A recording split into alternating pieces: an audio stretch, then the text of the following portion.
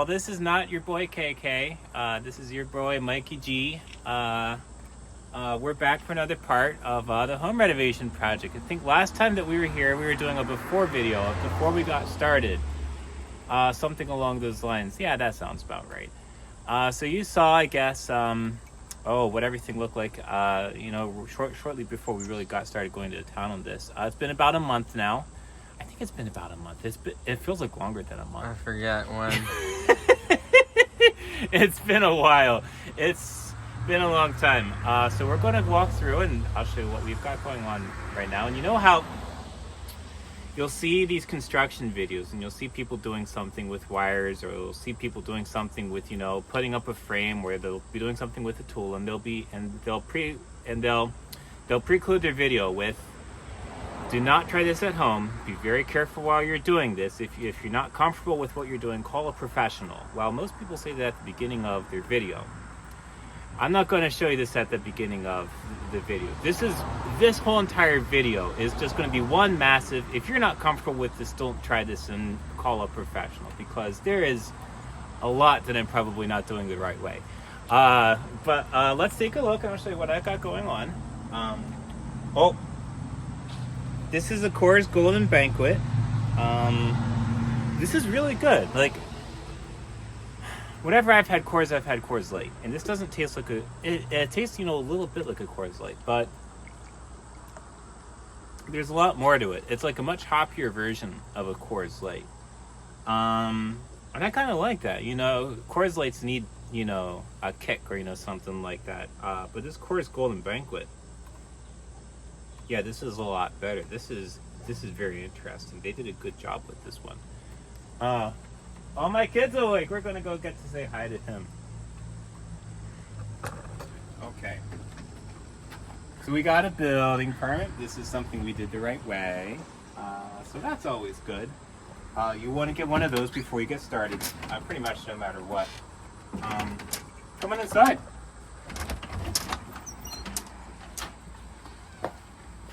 You guys are going to get to see my kid. Take the best mouse over. Fantastic.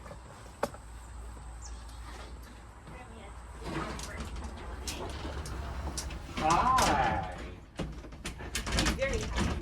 Oh, yes, he just took a nap. Hi. Say hi to YouTube. Hi. Hi. Hey, that's Calvin back there, isn't it? That's your boy KK.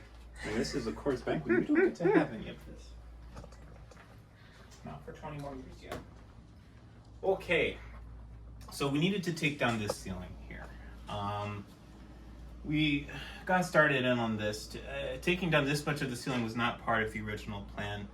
But we discovered when we were going in here that there were 4 layers of drywall that were on the ceiling for, Lord knows why.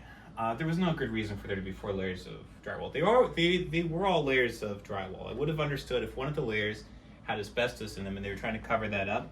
But we actually sent a sample to a lab to get it tested, and it came back negative for asbestos. It came back with like 4 different materials or something like that, but no asbestos. Anyway, so this was this has been a bit of a job taking off the 4 layers of drywall. You can see there's a bunch more drywall that we just took off. We finished that up a little bit ago, but we got that done.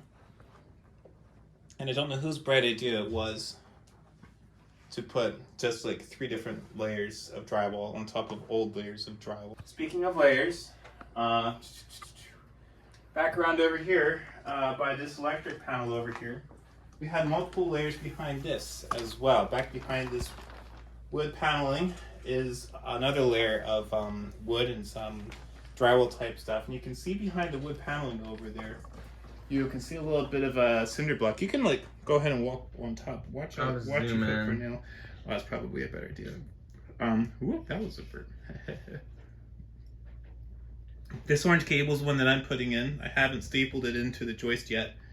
But I have it in, and I have it even installed into the circuit breaker panel over there. Now that circuit breaker's off. I haven't tried flipping it on yet, so I could flip it on and have a very sparky time. I don't think I will. I was very careful to run my black and red cables into different positive terminals on the breaker and I ran the neutral and the ground wire both into there was a space on the right where everybody had been running their prior neutrals and ground, so I just did what they were doing, and it wasn't too bad. I made sure to flip the panel off before I did any work on it, and when you do work on your electric panel, you don't want to touch your main lugs. Your main lugs are still alive, even if your panel's off. If you look that up on YouTube, you'll be able to see what I mean. Just look up how to work on like an electric panel or how to install a circuit breaker, and someone will point out what the main lugs are. And you can use a little pen thingamajig, and you can test them, and they'll beep at you when you see them, and then you just make sure not to touch that part. That's a pretty small part of the panel, and it's fine. Hi, Miles. Okay, so this is the first electric line that I've ever installed. This is the first time I've ever run this up, and it is a trial by fire. This is a 30 amp 240 volt line, so this is the real deal right here. This is 10 gauge wire, and this stuff is an absolute pain in the butt to work with. I'm not going to say what it is because I'm not saying those words around you. Yeah, you're starting to ingest everything that I say to you these days, and if Dad says a word that he doesn't want you repeating when he's around you, and then it comes out of your mouth later on, Dad will have no one to blame but himself. Right out here is one giant OSHA violation, except we're doing a residential project, and it's all the owners of the home, and one independent contractor who's a buddy of mine. So no OSHA to worry about, thank heavens. This is a hole that I dug in the ground when I was looking for the pipe that was coming into our private septic right here. I did eventually discover the pipe. The pipe was actually over here. I dug my first hole over here. But I was trying really hard to uncover that pipe. I know at some point I'll need to. I thought at one point I would need to uncover that pipe and then route around our private septic system, which is right here, to get to the grinder pump that we're putting in. It turns out this pipe is high enough, I can actually just route it through the very top of the private septic system just by digging out a channel into the concrete sidewall of the private septic, and then we'll be good to go from there, and then we'll be able to backfill that. This is the private septic. We had a little whoopsie at some point in time. This happened either because of the excavation or it was uncovered because of the excavation. I'm really not sure which. Our guy who we had through doing the excavating was doing pretty good. He said that it was not him. But there's not supposed to be dippy little holes in that little plastic wrap there. That drops down into about an 8-foot deep hole straight into our private septic tank, so be very careful not to step in there. Watch your step when you're going out.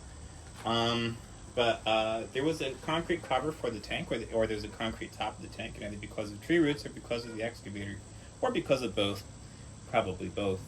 There no longer is a concrete cover of the top of this, private septic tank, and what was an optional job of putting in a grinder pump out back to build an addition has become de facto a mandatory job of fixing the old private septic system. So at this point, the lid of the private septic system is pretty much busted off, and at this point we've dug through the pipe that led out to the drain field from the top. So we're trying not to use our piping as much as possible right now, or we're trying not to drain very much out into this, because there's if this gets too full, it'll start flowing into this foundation footer that we built, and that wouldn't be ideal. That would not be good. Okay, here you can see this is that wire that I was running inside.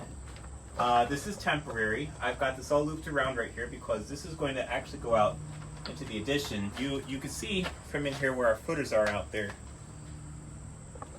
Where those footers are, or where that concrete is with the pink bar sticking up out of the top of it, that's going to be where our walls are going to go. On the exterior of one of those walls, we're going to set up the panel for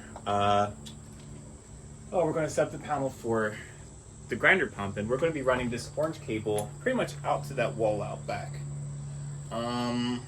But we can't run that wire out to the wall out back because we haven't built the wall yet, and we need to get this grinder pump working kind of sooner than that.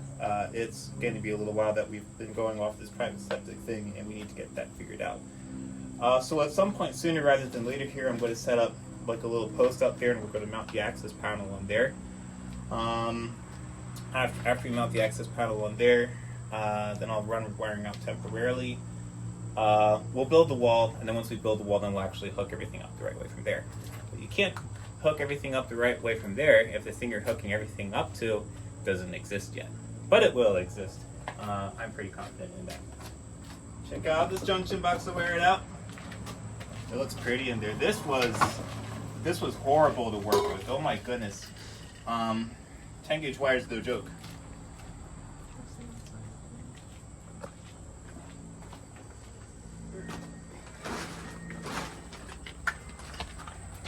Ooh, sorry. Huh? Here are our footers. Oh my goodness, what you can't see is we have rebar going through the footers, going like this way. I've got 2 channels of it. I've got little rebar chairs going through it. Huh? Do you want me to take him? Oh, I'm good. Okay. I got him. Nothing could possibly go wrong. Nothing. Nothing could possibly go wrong. This is fiberglass rebar right here. It's called pink bar because it's pink and it's rebar. It literally is called pink bar. Hi. These footers go all the way around. Well, you saw where all they went. Our fiberglass rebar is...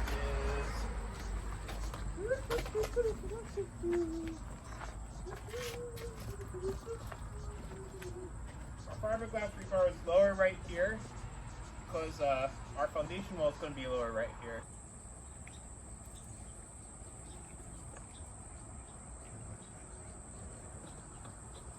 Okay, so this little rebar here, these are lower than the rebars next to them. I mean, they're all kind of uneven. We'll need to level some of these off. But these are a lot lower because we're going to be putting a patio door up right about here that's going to be level with the floor that's in the sunroom right now. It's going to be gorgeous when it's done. It's going to be fantastic. It's going to be beautiful. It's all going to be worth it. That's what I keep telling myself. To pour these, we did a combination of forms and formless. You can see our little wood forms right there. And then you can see where it's formless then, if you look to your right, you'll see no wood panels in there. And that worked just fine. We could get away with that because by code, you want your foundation to be twice the width on center as your foundation walls are. So our foundation walls will be 4 inches on center, 8 inches total. So those would call for 16-inch footers. These are at least 18 inches wide, and in most places they're 21 to 22 inches wide. Footers are required to be 8 inches deep. These are like 12. So these are way oversized from what we need them to be. Bottle for Dad is not a bottle for you. Okay. This was all poured by a cement mixing truck. Now, you could look around and you say, I don't see any tracks from the cement mixing truck. A cement mixing truck absolutely would leave huge tracks if it came back here. We had the cement mixing truck out in our driveway up front. We had a pump operator in, and they set up their concrete pump, and they ran a hose all the way back out here, and we pumped this in. This was actually on Monday this last week, the day that it rained, and you don't want rain and concrete to mix, really, or you don't want water and concrete to mix. You can pour in rain, you just need to be really careful, but we got the pour in at 10:30, and then it didn't rain until 12:30, and by that point, it had set just enough that I don't think that the rain bothered the mix too much. I hope it didn't, at least. I guess we'll find out in about 30 or 40 years if it starts to have foundation problems, but we'll cross that bridge when we get there. Okay, let me show you over here.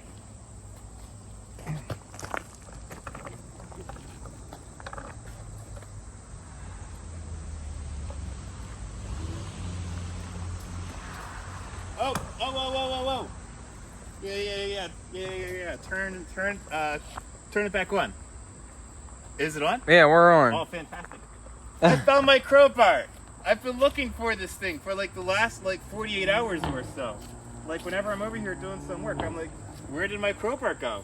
And I thought my contractor set it down inside somewhere or the other, and then he lost it. And it's not. Here it is. It's sitting outside. There it is. Wonderful. Oh my goodness. Well, that made my day. You help me.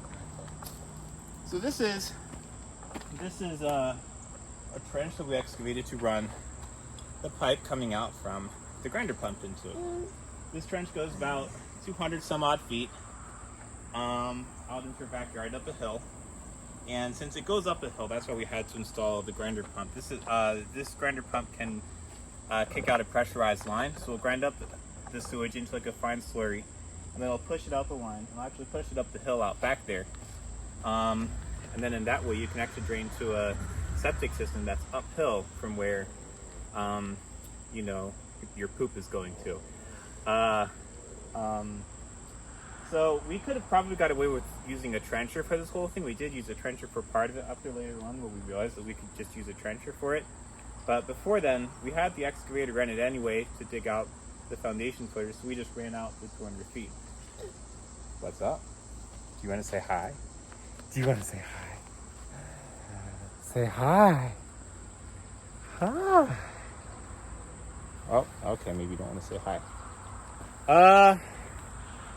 Anyway, so that's about where things are at right now. The next steps from here are going to be to build forms to pour our foundation wall in. Hi. That foundation wall is going to go on top of the footer. We're going to have to run some horizontal rebar before we do that to go between the vertical rebar. Probably 2 courses of horizontal rebar, and then we should be good from there. The other next step from here is we're going to be backfilling the trench a little bit and actually putting in the pipe to go out to the public septic out back, and then we're actually going to be hooking up the grinder pump and starting to run that, because we need to backfill our private septic, and it's not in good shape right now. But things have, by and large, you know, some progress has been made, and it's taken a month, but we're making it, and I still think this is going to work because I'm an American and I'm pretty dedicated to making this work. And I think it's going to work because at this point, it fucking has to. I'm going to be really screwed if it doesn't. Yeah, that's Dad's beer. What do you think about this? Can you say beer? No. Anyway, big shout out to my man KK back there running the camera, and I have no idea how this is going to look, but I'm sure that he's doing a fantastic job. So make sure that you smash that like button and subscribe to his channel, and I'll see you guys around in a couple weeks or maybe a month or so.